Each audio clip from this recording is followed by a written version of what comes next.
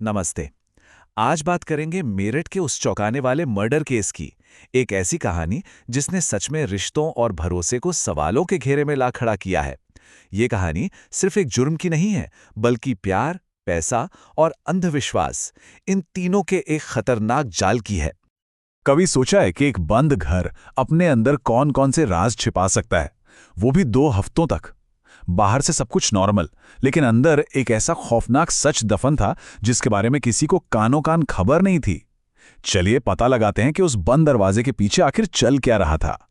तो सबसे पहले बात करते हैं उस खौफनाक खुलासे की। देखिए, इस कहानी की शुरुआत सीधे जुर्म से नहीं होती। इसकी शुरुआत होती है एक ऐसी खोज से जिसने पूरे मामले को दुनिया के सामने लाकर रख दिया। ये तारीखें बहुत अहम हैं। 4 मार्च सौरव राजपूत का मर्डर होता है, लेकिन 4 मार्च से लेकर 18 मार्च तक यानी पूरे 2 हफ्ते ये जुर्म दुनिया की नज़रों से छिपा रहता है, बंद दरवाजों के पीछे। सोचिए, 14 दिन तक एक खौफनाक राज दबा रहा, और फिर 18 मार्च को जब सौरभ का भाई वहां पहुंचता है तो एक अजीब सी बदबू उसे शक में डाल देती है और वो पुलिस को खबर कर देता है। तो जैसे ही ये राज खुला, सबसे बड़ा सवाल यही था कि आखिर इसके पीछे है कौन। यहीं पर कहानी में एंट्री होती है 3 किरदारों की, 3 जिंदगियां और एक खतरनाक साजिश। तो कहानी के सेंटर में है 3 लोग। पहला सौरभ राजपूत, जो विक्टिम है। सौरभ कुछ समय पहले ही लंदन से लौटा था। दूसरी है उसकी पत्नी मुस्कान रस्तोगी, जो इस केस में मुख्य आरोपी है। आपको बता दूं, 2016 में दोनों ने लव मैरिज की थी, जो इस पूरी कहानी को और भी ज्यादा दुखद बना देती है। और तीसरा किरदार है साहिल शुक्ला, मुस्कान का प्रेमी और इस साजिश में उसका पार्टनर। अब आते हैं कहानी के सबसे भयानक पहलू पर कि आखिर सौरभ को मारा कैसे गया। ये कोई अचानक गुस्से में किया गया मर्डर नहीं था। नहीं, ये पूरी तरह से प्लान किया हुआ, बहुत ही क्रूर और ठंडे दिमाग से रचा गया एक प्लान था। जो हुआ वो वाकई दिल दहलाने वाला था। सबसे पहले सौरभ को नशीली चीज देकर बेहोश किया गया। इसके बाद साहिल के कहने पर मुस्कान ने सौरभ की छाती पर चाकू से 3 वार किए। लेकिन कहानी यहीं खत्म नहीं हुई। इसके बाद जो किया गया वो शायद सबसे ज्यादा खौफनाक था। बॉडी के टुकड़े किए गए और फिर उन टुकड़ों को एक नीले ड्रम में सीमेंट डालकर बंद कर दिया गया। मकसद साफ था, सबूतों को हमेशा हमेशा के लिए मिटा देना। इतनी भयानक वारदात, तो सवाल उठता है, क्यों? आखिर वजह क्या थी?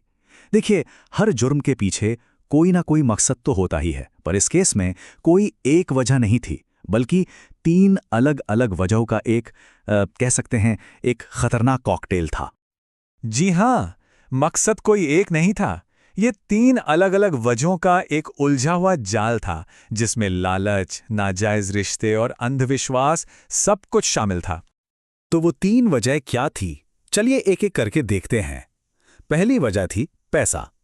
रिपोर्ट्स के मुताबिक मुस्कान इस बात से खुश नहीं थी कि सौरभ उसे जरूरत के हिसाब से पैसे नहीं देता। दूसरी वजह थी अफेयर।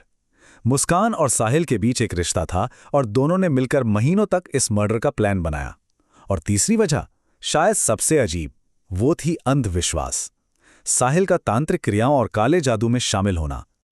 और ये अंधविश्वास वाला एंगल तो मतलब यकीन करना मुश्किल है।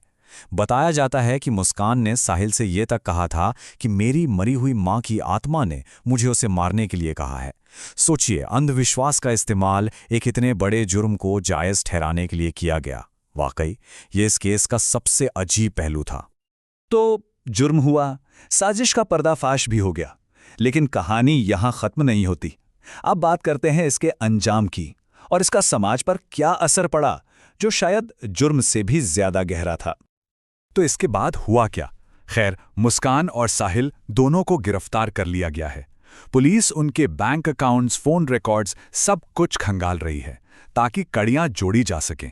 लेकिन इसी बीच एक और शॉकिंग बात सामने आई। पता चला कि मुस्कान जेल में प्रेग्नेंट है, और इस खबर के बाद मुस्कान के ही परिवार ने उससे पल्ला झाड़ लिया। साफ साफ कह दिया कि वो कोई भी कानूनी मदद नहीं देंगे। इस जुर्म का असर सिर्फ इन किरदारों पर ही नहीं पड़ा। वो घर जहां ये सब कुछ हुआ अब बिकाऊ है। सौरभ के परिवार को समाज ने जैसे बॉयकॉट ही कर दिया है। पड़ोसी तक उनसे दूरी बना रहे हैं। मतलब एक जुर्म और सजा पूरा परिवार भुगत रहा है। उनकी जिंदगी हमेशा के लिए बदल गई।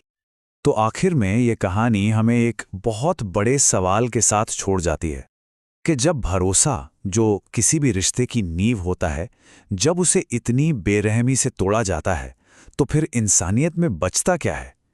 ये एक ऐसा सवाल है जिसका जवाब शायद हम सबको अपने अंदर ही खोजना होगा।